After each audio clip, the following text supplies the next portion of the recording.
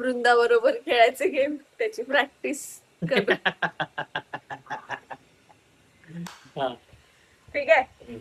हा माझा प्राणी आहे आणि हा माझा प्राणी आहे. वाव. हा. तर विचार. हा तर तुझा डोमेस्टिक आहे का जंगलात राहणार आहे? डोमेस्टिक नाहीये. नाहीये. नाही डोमेस्टिक नाहीये. ठीक आहे. ओके आता तू विचारायचं हा मला. तुझा प्राणी आहे का डोमेस्टिक? नाही माझा डोमेस्टिक प्राणी नाही. नाहीये. ओके.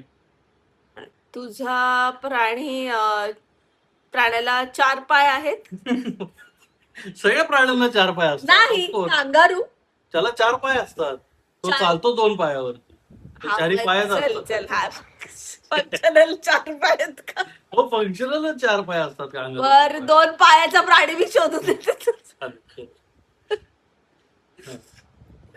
तुझा- कोंबडी प्राणी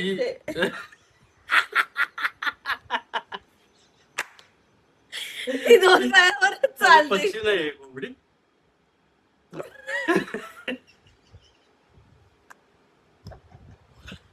चाल तुझा प्राणी किती पायाचा आहे? 4. मग काय? तुझा प्राणी नॉनव्हेज व्हेज काय आहे? नॉनव्हेज. नॉनव्हेज अस्सल. अस्सल. अच्छा तुझा प्राणी काय? नॉनव्हेज. नॉनव्हेजच आहे का तुझा प्राणी? हा पुढचा प्रश्न. ओ गॉड. तुझा प्राणी झू मध्ये असतो का? असू शकतो झू मध्ये. असू शकतो का? असू शकतो. तुझा प्राणी म्हणजे काय आहे? कॅट फॅमिली मधला आहे का डॉग फॅमिली मधला आहे?